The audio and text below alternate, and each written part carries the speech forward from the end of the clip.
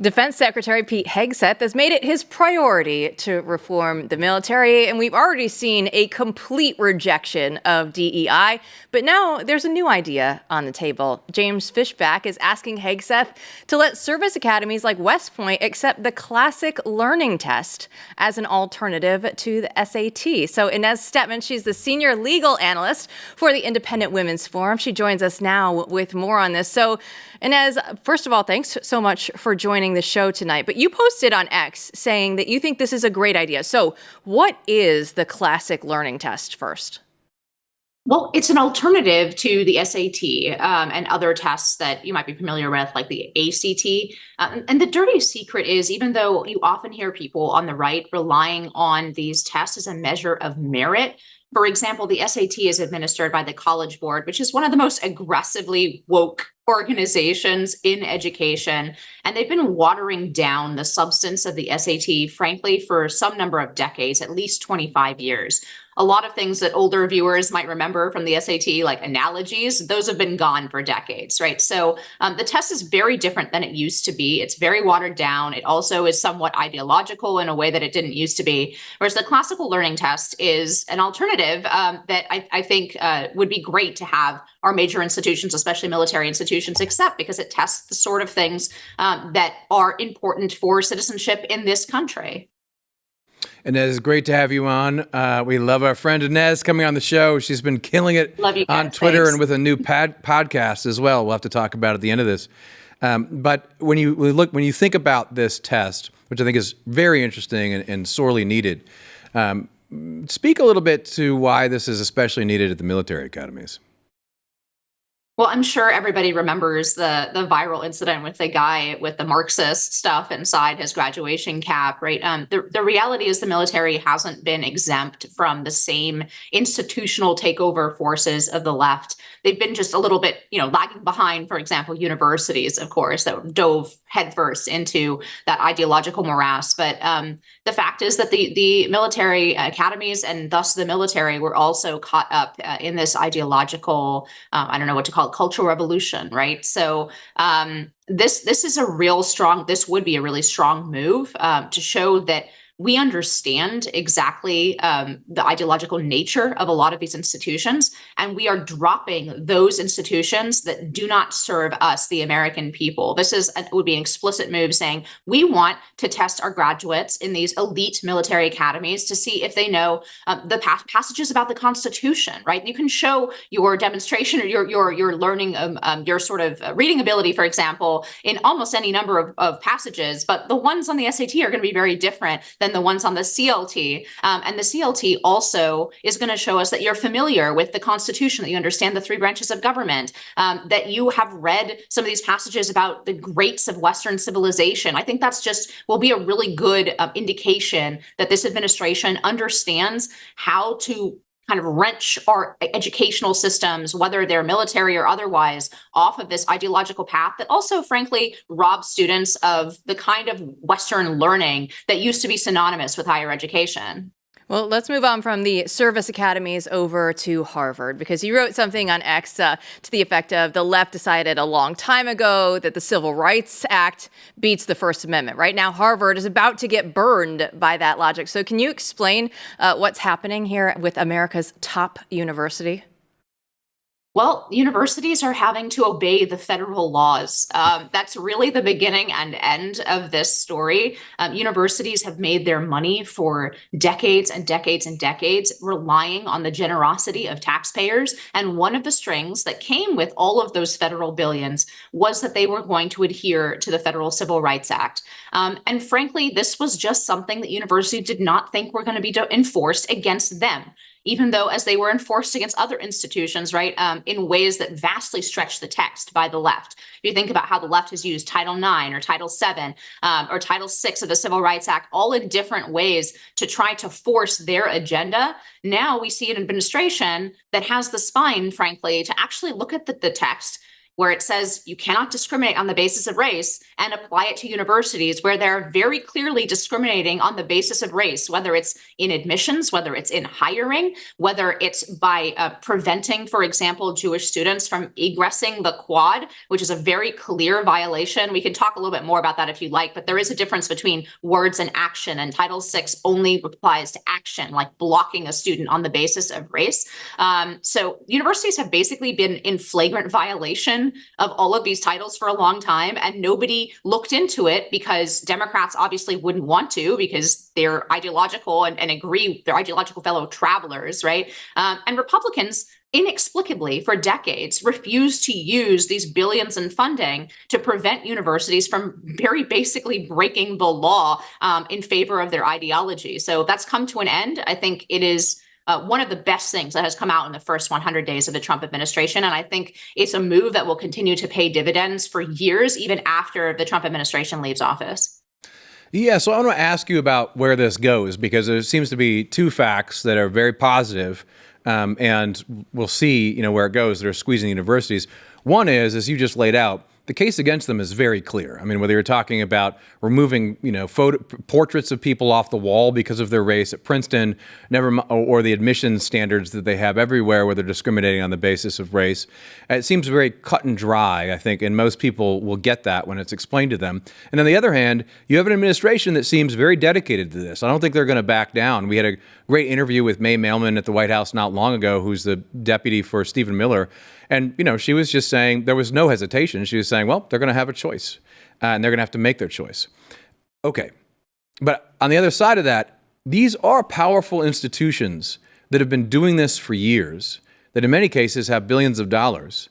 And it seems to me, what are they going to do next? Maybe some things we don't expect. I don't know. Do you think they're just going to get in line? How long do you think it takes to actually force them into line? Those stages of grief, I think they're in the kicking and screaming denial stage right now. But ultimately, I think the Trump administration will win this battle. And that's because universities have made their entire business model dependent on federal money. They didn't have to do that, right? Hillsdale College famously takes no federal money, whether it's grants that the Trump administration is looking at, or the big kahuna, which is federally backed student loans. Places like Hillsdale College, Bob Jones University, they don't take anything, right? And that's part of the reason they didn't want some of these strings that come from Washington that's attached to this money. Now, universities can kick and scream. They're going to definitely try to, pull every argument out of the legal arsenal that they can to try to fight these. But at the end of the day, I think the law is very clear here. And I think they just simply become used to operating without oversight because, frankly, as we know, even though Republicans sometimes won elections, against Democrats, a large part of that Washington bureaucracy just stayed the same. And they could rely on that Washington bureaucracy never to look at the law this way, never to enforce the law against them, their friends, right? And that's frankly what's been going on. And I think now probably they're scrambling and realizing, oh, hey, we actually have quite a lot of liability here. So look, to me, it's a win-win. Is it possible that Harvard will take some of their $53 billion endowment and apply it to actually running the university instead of building it like a hedge fund? In my view, you know what? That's great. If they want to be a truly private institution and they want to charge in a private way people, for the kind of classes that are now available at Harvard, they want to charge people $80,000 or $100,000 or $150,000 for that degree, then fine. But they can't do it with taxpayer money. And that's what the Trump administration is saying. And it's something that Republicans should have been saying all along. Yeah, we need them to get from the denial phase to the acceptance phase, and the country will be so much better when that happens. You mentioned Title IX, and we've seen the University of Pennsylvania was actually found violating this by the Department of Education. So my question, you mentioned it earlier, do they have a spine or not when it comes to this? Are they going to actually see an end to the federal funding, or are they just going to get a slap on the wrist like we've done so many times before? Well, I absolutely think the Trump administration is going to see this through. There has been no indication. You mentioned May Mailman. There's been no indication from her, from Stephen Miller, from Trump himself that this is going anywhere, that they're going to cave. And I think what you are really seeing is, again, the kicking and screaming phase. I think universities will either have to go fully private which a few of them can. Maybe Harvard can, because it has an endowment the size of a small country's GDP. But most universities will not be able to do that. And you will see, especially, I think, universities in that sort of second tier under the Ivy League start to look at the way that they're operating and how they can or can't attract those kinds of federal grants. And I think it's really going to transform the higher ed system. I'm very optimistic about this because, like I said, I think this is going to continue after this 4 years, because guess what? Yes, let's say the worst happens. We have a new crazy Democrat in office after 4 years.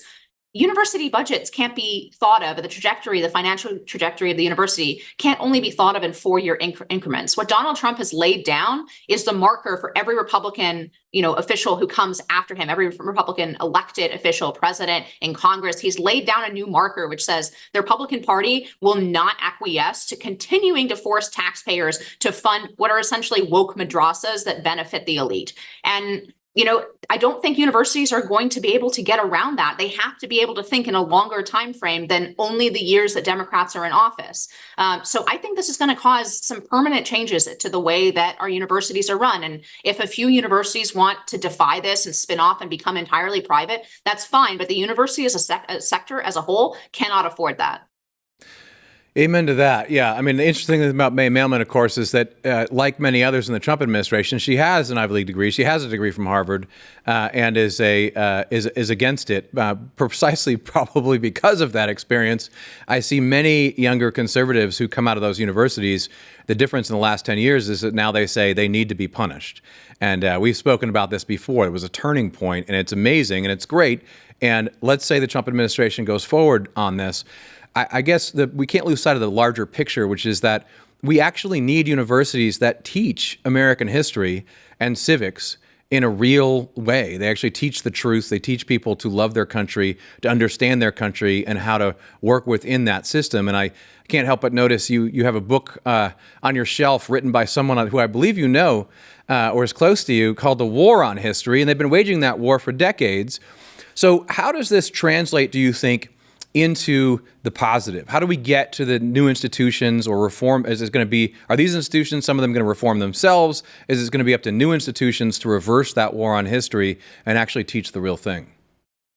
I think the answer is both and you're right that the real challenge here is to build something new and to build something good out of the ashes of what clearly needs to go.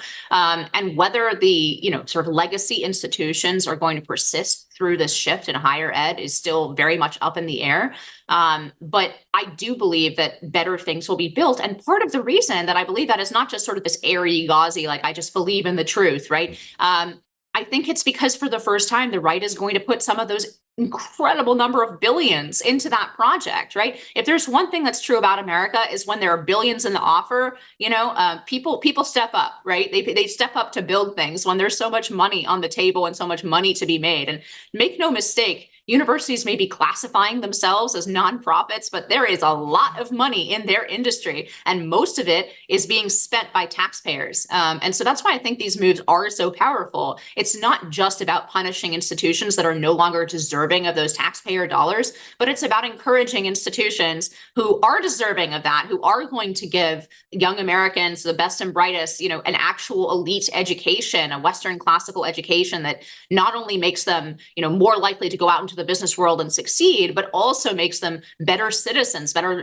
leaders in their communities, all those things that we actually, believe in when it comes to higher ed. I think we're going to start seeing some of those billions put behind that project. And, I can't wait to see where this goes. Honestly, I truly believe I have a little daughter, 6 months old. I don't think the college world that she's going to grow up into is going to look anything like the college world that we've experienced for the last 50 to 70 years. And I am so thankful for that. I think that it's going to be really exciting new, landscape in the higher ed space that does actually maybe make something worthy of the name higher education. Well, you have built something new yourself in the last minute that we have here. You have your new podcast. It's High Noon. Tell us about that. That's not new, and I actually closed it, so I don't know where I had that for a few years, but I haven't been doing it for the last 6 months. Sorry that's great. to do that live on air for you guys. Yeah, it's all good. It's all good. Well, look it up. There's some great conversations, I think, including with Matt. Perfect. Yeah, we definitely will. So Inez, thanks so much for joining us here today.